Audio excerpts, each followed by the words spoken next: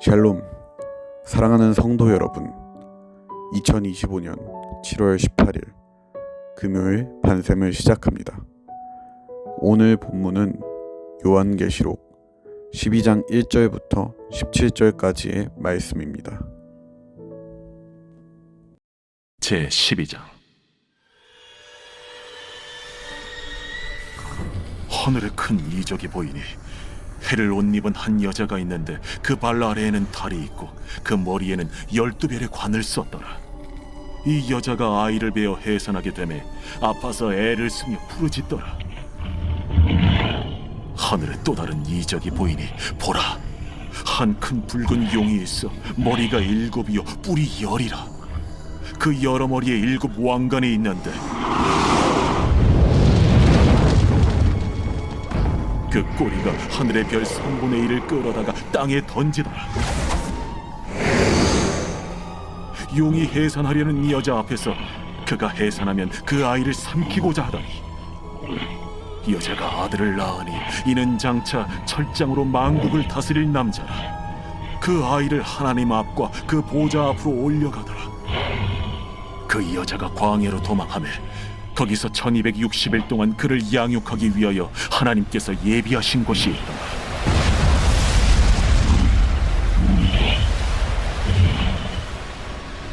하늘에 전쟁이 있으니 미가엘과 그의 사자들이 용과 더불어 싸울세. 용과 그의 사자들도 싸우나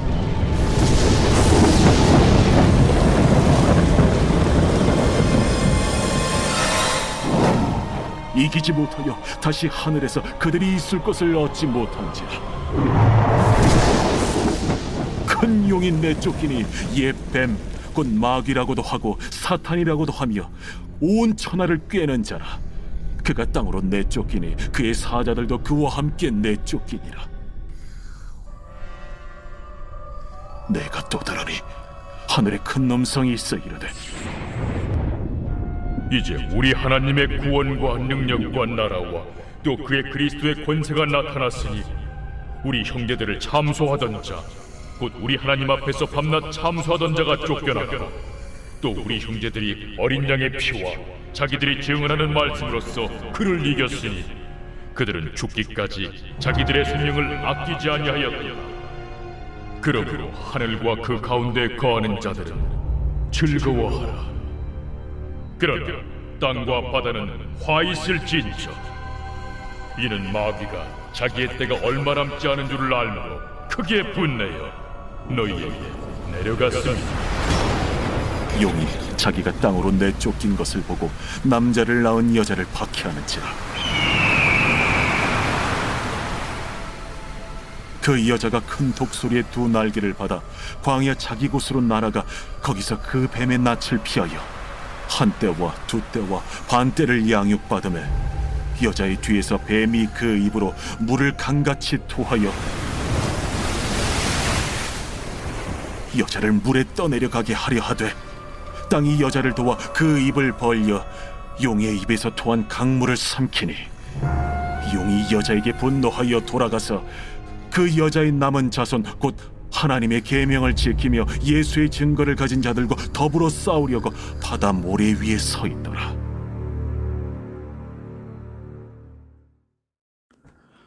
오늘은 전지적 구원자 시점이라는 제목으로 말씀 나누겠습니다.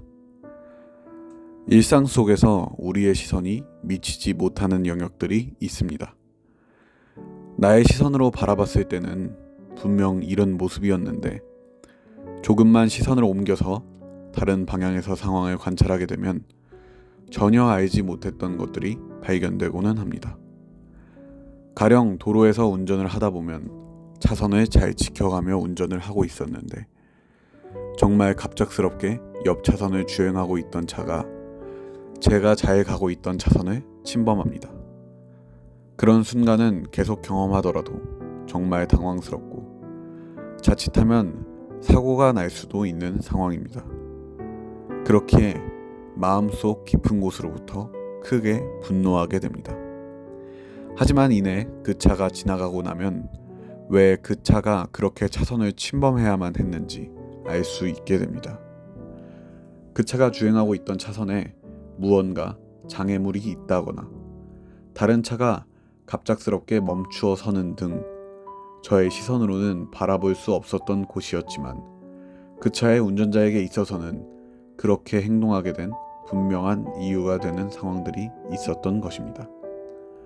물론 다른 차선의 차들을 위해서라도 더욱 조심해서 운전을 해야 하겠지만 그 모든 상황들은 그 나름의 이유가 있었던 것입니다. 시선을 집중하다 보면 눈에 보이는 것만 바라보다 보니 얻어내는 시각적인 정보만큼 놓치는 것들도 많아집니다. 이것은 우리의 신앙생활에서도 동일하게 나타납니다. 그리고 하나님의 섬세하신 계획과 섭리는 모든 상황들을 살피지 못하는 우리의 불안정함을 뛰어넘어서 역사하시고 운행하십니다. 이스라엘에서는 양 같은 사람이라고 말하는 것이 매우 심한 욕과 같다는 이야기를 들은 적이 있습니다. 양은 눈이 어두워서 멀리 보지 못하기 때문에 앞에 가는 양의 엉덩이를 보고서 따라가는 동물이라고 합니다.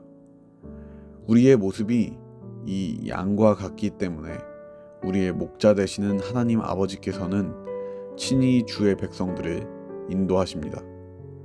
그러면 하나님께서 그 양들을 어떻게 이끄시는지 오늘의 말씀을 통해서 한번 알아가 보도록 하겠습니다. 오늘의 말씀에서는 세 존재가 등장하는데 여자와 아이 그리고 붉은 용입니다. 가장 먼저 본문 1절 말씀에 보면 한 여자가 등장합니다. 그 여자는 해를 옷 입었고 발 아래에 달이 있으며 머리에는 12별의 관을 썼다고 묘사되어 있습니다. 해와 달과 12개의 별은 한 장면을 연상시킵니다. 그것은 바로 야곱의 아들 요셉이 꿈을 꾸고 형제들에게 그 꿈의 내용에 대해서 이야기하는 장면입니다. 그 내용이 창세기 37장 9절에 나옵니다. 요셉이 다시 꿈을 꾸고 그의 형들에게 말하며 이르되 내가 또 꿈을 꾼즉 해와 달과 11별이 내게 절하더이다 하니라. 아멘. 이 꿈에서 나오는 해는 요셉의 아버지, 달은 어머니를 의미하고 11별은 그의 형제들을 의미합니다. 그리하여서 요셉까지 포함하여 12개의 별은 성경 안에서 이스라엘의 아들들과 그들의 자손, 즉 하나님의 백성을 의미하는 말로 여러 차례 등장합니다. 그렇기에 이 여자는 하나님의 백성을 의미하고 성경에서 여러 차례 해석되는 대로 교회를 의미합니다. 그리고 이 여인은 아이를 배었고 해산할 때가 되어서 부르짖습니다. 그리고 뒤이어서 사탄, 마귀를 상징하는 붉은 용이 등장합니다. 용은 여자와 태어날 아이를 위협하고 있습니다. 그리고 마침내 아들이 태어났습니다. 그는 장차 철장으로 만국을 다스릴 남자라고 되어 있고 하나님 앞과 그 보좌 앞으로 올려갔다고 되어 있습니다. 여자에게서 태어난 이 아들은 여자의 후손으로 오신 예수 그리스도를 의미합니다. 이를 알 수 있는 말씀으로 시편 2장 7절부터 9절까지의 동일한 묘사가 나와 있습니다. 내가 여호와의 명령을 전하노라. 여호와께서 내게 이르시되 너는 내 아들이라. 오늘 내가 너를 낳았도다. 내게 구하라. 내가 이방 나라를 내 유업으로 주리니 내 소유가 땅끝까지 이르리로다. 내가 철장으로 그들을 깨뜨리며 질그릇같이 부수리라 하시도다. 아멘. 이 말씀에서 등장하는 아들이 예수 그리스도를 의미합니다.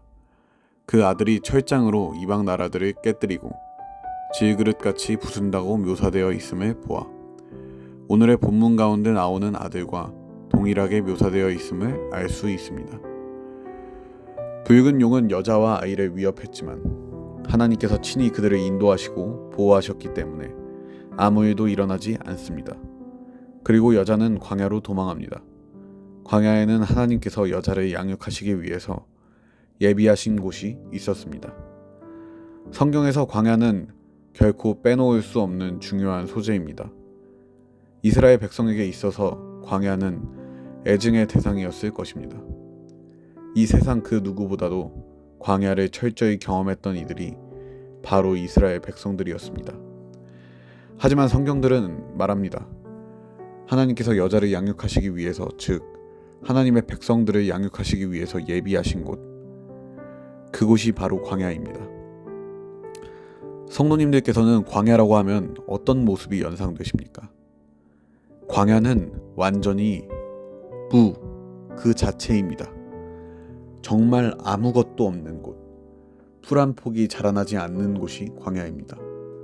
그리고 하나님께서는 우리를 그 광야로 인도하셨습니다. 우리 눈에는 보이는 것이 조금도 없기 때문에 그런 광야로 인도하신 하나님께 원망과 불평이 쏟아집니다. 정말 아무도 없기 때문에 광야에서 목소리를 크게 내어 외친들 그것을 들으실 분도 하나님밖에는 안 계십니다. 광야는 다시 말해서 나 자신과 하나님밖에 없는 곳이 광야입니다. 우리의 시선에서는 왜 우리가 광야로 온 것인지, 하나님께서는 도대체 무슨 생각이신 건지 답답한 순간들이 계속됩니다. 아무것도 존재하지 않는 이곳은 안전하지도 풍족하지도 않다고 생각되기 때문입니다. 하지만 하나님의 시선에서는 광야는 그 백성된 자들을 양육시키기에 있어서 이보다 최적일 수는 없는 장소입니다. 아이가 자라나는 집은 그렇지 않은 집과는 매우 다릅니다. 어떤 집에 아이가 태어나는 순간 부모들은 분주하게 집을 정리합니다. 저 역시도 집에 하율이와 호준이가 오게 될 때면 집을 깨끗이 정리해야 합니다. 이것은 집이 지저분하기 때문에 하는 정리가 아닙니다. 곳곳에 자리한 위험한 물건들이 아이들을 다치게 할 수 있기 때문에 미리 모든 위험을 배제해야 합니다. 침대도 프레임을 빼버리고 매트리스만 덩그러니 놔두었습니다. 이 역시 높은 곳에서 아이들이 떨어지는 경우를 방지하기 위해서 한 조치입니다. 만약 아이가 위험한 물건을 들고 있다면 아이가 울음을 터뜨리고 떼를 쓴다고 하더라도 그것을 빼앗아야만 합니다. 그것으로 인해서 아이가 다치는 것을 원치 않기 때문입니다. 아이는 당장에는 그것을 받아들이기 힘들어하고 이해할 수 없을 테지만 여기서 중요한 것은 아이를 이해시키는 것이 아니라 아이를 위험에 빠뜨리지 않는 것입니다. 이것이 하나님과 우리의 관계에서도 그렇습니다. 물론 광야는 정말 풀 한 포기도 자라나지 않고 흐르는 물도 없고 낮에는 덥고 밤에는 추울 것입니다. 그리고 아무리 주변을 둘러보더라도 그 어떤 것도 보이지 않을 것입니다. 하지만 그곳이 하나님의 따뜻한 품 안입니다. 그 광야에서 우리는 정말 의지할 구석이 하나님밖에 없을 것입니다. 답답해진 가슴에 울부짖는 목소리는 허공을 울리는 것 같겠지만 그것은 기도가 되고 하나님께서 그 모든 것을 듣고 계실 것입니다. 그리고 아무것도 존재하지 않지만 오직 하나님 한 분과 동행하는 광야에서는 그 어떤 것보다도 하나님을 확실하게 경험하게 될 것입니다. 양이 미련한 동물이라고 하지만 우리의 연약함은 그보다 더합니다. 멀리 또 넓게 살핀다고 생각합니다. 눈에 보이는 것으로 판단하고 이것이 좋다, 저것이 좋지 않다고 생각합니다. 그리고 그 너머에 무엇이 있는지 알지 못하고 내가 옳다고 생각한 방향으로 주저함 없이 발걸음을 옮깁니다. 그런 우리에게 주님께서는 쉬지 않고 말씀하십니다. 나를 믿어야 한다. 내가 곧 길이고 진리고 생명이다. 나를 따라와라. 하지만 세상에는 우리가 볼 것도 너무 많고 붙잡을 것도 너무 많습니다. 세상에 많은 소리가 있어서 하나님의 말씀이 귀에 들리지 않습니다. 눈은 멀어버렸고 귀는 들리지 않게 되었습니다. 우리에게는 눈과 귀가 있다는 것이 중요한 것이 아닙니다. 더 중요한 것은 눈으로 바라보아야 할 것을 바라보는 것과 귀로 들어야 할 것을 듣는 것입니다. 하지만 우리의 눈과 귀로는 하나님께서 바로 앞에 계심에도 불구하고, 귓가에 말씀하시고 계심에도 불구하고 알아보지 못하고 듣지 못했기에 하나님께서는 그런 우리를 광야로 부르셨습니다. 그리고 이제는 하나님 외에 아무것도 존재하지 않는 그 광야에서 하나님께서 우리에게 말씀하십니다. 내가 너의 하나님이다. 여자가 광야의 인도함을 받았던 때에 하나님의 천사인 미가엘과 붉은 용은 전쟁을 했습니다.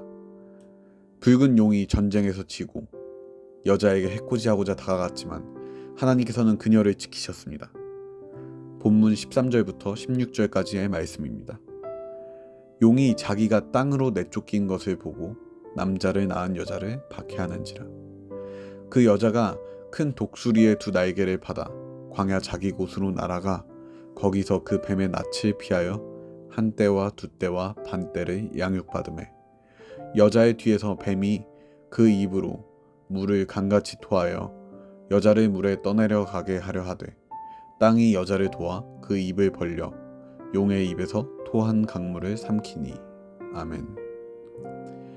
확실하게 하나님을 경험한 이는 자기 곳이 어디인지 잘 알고 있습니다. 그 어떤 곳보다 하나님을 확실하게 경험하는 광야가 하나님의 백성이 그 백성됨을 알게 되는 자기 곳입니다. 내쳐진 것이 아니고 버려진 것이 아닙니다. 건지신 것입니다. 마치 우리의 삶이 지금 광야와도 같다면 우리는 그 가운데서 하나님을 경험하게 될 것입니다. 그리고 우리가 하나님의 백성인 것과 예수 그리스도께서 우리의 왕 되시는 것을 깨닫게 될 것입니다. 어려서부터 성경 말씀을 읽으면 이스라엘 백성들이 엄청 미련하게 느껴졌습니다. 하나님께서 그들을 구원하시고 인도하심에도 불구하고 그들의 부르짖음에 계속해서 응답하심에도 불구하고 그들은 하나님 앞에서 등을 돌렸습니다. 끊임없이 우상 숭배했습니다. 하나님을 신뢰하지 않았습니다. 하지만 그 광야의 기록들은 철저히 하나님의 전지적 구원자 시점으로 비춰져 있는 이야기입니다. 모든 것들을 살피시고 섬세하게 운행하시는 하나님의 시선으로 이스라엘 백성들을 바라보니 그토록 미련할 수가 없습니다.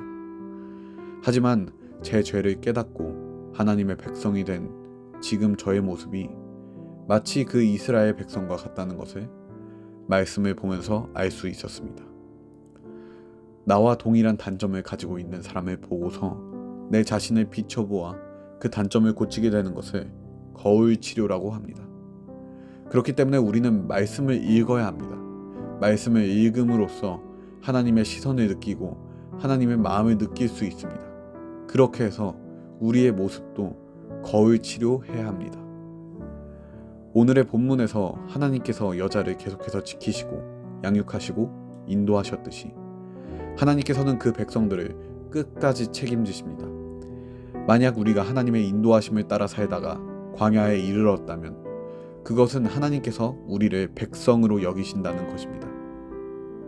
이스라엘 백성들이 그토록 미련하고 똑같은 잘못을 끊임없이 반복했다고 하더라도 하나님께서는 그들을 포기하지 않으시고 크신 자비와 긍휼로 또 사랑으로 인도하심을 거두지 않으십니다.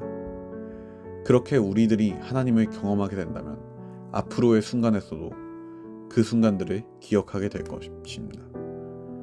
붉은 용이 여자를 위협하고 박해하고자 했지만 그는 결국에 대단히 한 것이 없고 얻어낸 것이 없습니다. 오히려 여자는 더욱더 하나님의 품으로 지키시는 손길 안으로 들어가게 됩니다. 붉은 용처럼 우리를 박해하고 흔들려는 존재들이 있습니다. 하지만 비가 온 뒤에는 땅이 굳어지듯이 환난 가운데서 그리스도인의 기도의 불씨는 더욱더 활활 타오릅니다.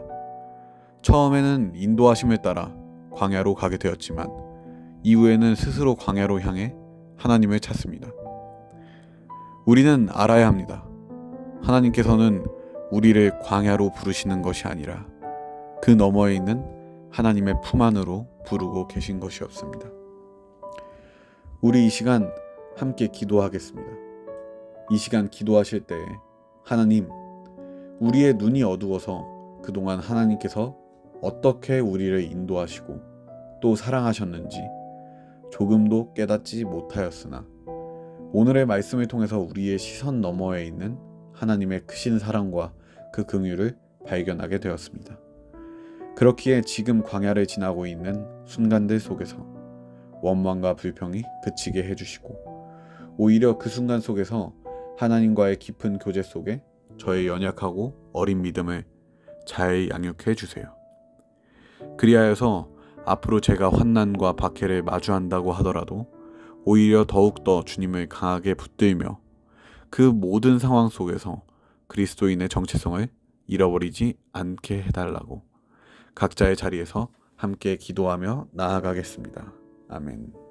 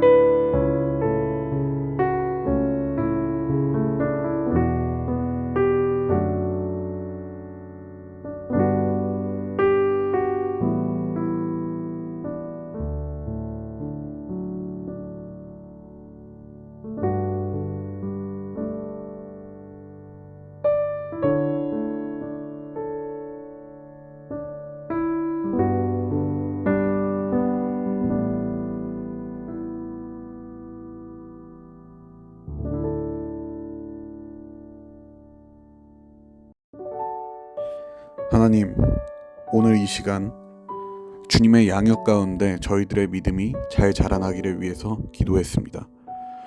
우리가 양처럼 미련하여서 지금까지 하나님께서 어떤 마음과 어떤 계획으로 우리를 인도해 오셨는지 알지 못했습니다. 그래서 때로는 하나님을 원망했고 불평했습니다. 우리의 시선으로는 볼 수 없었지만 모든 지각에 뛰어나시고 내 모든 것을 아시는 하나님 아버지께서 우리를 향하신 사랑의 신실함이 조금도 변하지 않으셨음을 믿어 의심치 않습니다. 우리가 그것을 언제나 잊지 않게 하시고 늘 주님의 품 안에서 거하며 떠나지 않게 해주세요. 이 모든 기도 예수님의 이름으로 기도합니다. 아멘.